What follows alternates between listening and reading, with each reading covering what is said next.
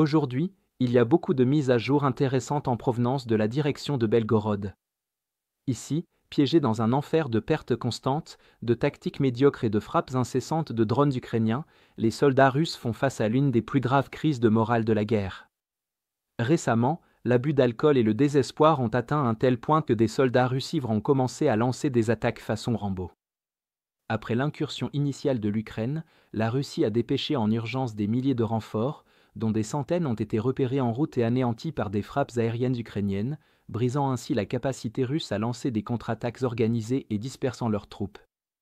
Cette situation force à nouveau les tactiques russes à se réduire à des assauts d'infanterie non soutenus, les commandants russes ne semblant avoir aucun autre choix, car lâcher la pression ne serait ce qu'un instant pourrait permettre aux Ukrainiens de sécuriser davantage de villages dans la région de Belgorod.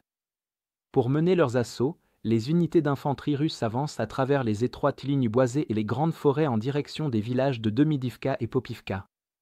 Si l'on regarde la carte topographique, on peut voir que la zone présente un relief important, avec des ravins et des vallées fluviales disséminées un peu partout. Pour bénéficier d'un minimum de couverture face aux tirs ukrainiens, les Russes essaient de progresser en utilisant ces caractéristiques du terrain afin d'atteindre la relative sécurité des localités. Une fois dans les villages, les Russes sont beaucoup moins exposés aux tirs ukrainiens, car les nombreuses maisons abandonnées et détruites, les caves et les sous-sols offrent de nombreuses possibilités de se mettre à l'abri. Pour contrer ces tactiques, les Ukrainiens s'appuient fortement sur la surveillance par drone, en surveillant les lisières des forêts et en marquant les bâtiments dans lesquels ils détectent des mouvements russes, afin de les cibler ensuite avec des frappes de drones FPV. De plus, des unités ukrainiennes bien équipées sont déployées dans et autour des villages, capables de réagir rapidement aux soldats russes qui se déplacent à découvert. Avec les drones ukrainiens surveillant en permanence les lignes de communication terrestres russes, et les frappes aériennes passées ayant dévasté les centres logistiques et les bases, le ravitaillement régulier est devenu quasiment impossible, comme le montrent des images en provenance de Demidivka, où l'on voit des soldats russes contraints de marcher lourdement chargés, transportant suffisamment de provisions pour un long déploiement. Des vidéos de combats géolocalisés montrent des opérateurs ukrainiens de drones FPV utilisant des frappes coordonnées en double frappe sur des bâtiments abritant des troupes russes. La première frappe sert à détruire les protections, tandis que la seconde s'infiltre pour éliminer les forces à l'intérieur. Les opérateurs de drones ukrainiens ont également publié des images des conséquences de plusieurs assauts russes, où ceux-ci ont tenté de progresser à travers un fossé anti-char en direction des positions ukrainiennes.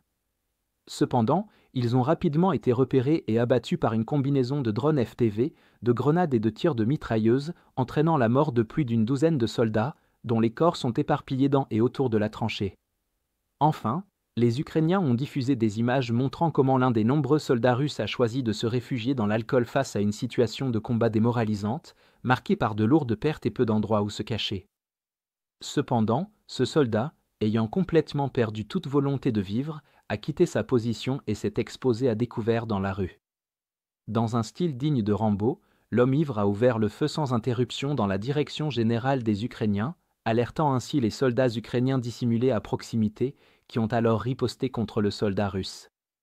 Après avoir été touché par des tirs, le soldat russe a encore pu marcher un peu avant de finalement s'effondrer et succomber à ses blessures. Le moral en berne et l'abus d'alcool généralisé parmi les troupes russes reflètent à la fois le désespoir de leur situation et la négligence de leurs commandants. L'incapacité à soutenir correctement leurs assauts et l'utilisation de tactiques suicidaires ont entraîné de lourdes pertes face aux drones ukrainiens et aux tirs d'armes légères. Sans objectif clair et avec des pertes qui s'accumulent, de nombreux survivants perdent la volonté de se battre. L'absence de commandement et de coordination n'a fait qu'aggraver la situation, les troupes étant envoyées dans des attaques insensées visant uniquement à maintenir la pression, sans chercher à obtenir de véritables gains. Globalement, les Russes ont continué à lancer des assauts désastreux, dont la nature intenable et les pertes élevées ont provoqué l'effondrement du moral des soldats russes restants. Le caractère suicidaire de ces attaques russes, découlant de leur incapacité à coordonner une contre-attaque combinée, a été la principale cause de leur échec à vaincre de manière décisive l'incursion ukrainienne à Belgorod, entraînant d'énormes pertes sans parvenir à organiser une contre-offensive efficace. Et enfin, notre plus grande promotion à moins 50% touche à sa fin, il ne reste plus que quelques jours. C'est votre dernière chance d'accéder pleinement à nos aperçus exclusifs sur tous les fronts et à nos vidéos de géopolitique stratégique, le tout à moitié prix. Si vous souhaitiez soutenir nos efforts mais n'en aviez pas encore eu l'occasion, c'est le moment idéal pour vous lancer et faire une réelle différence.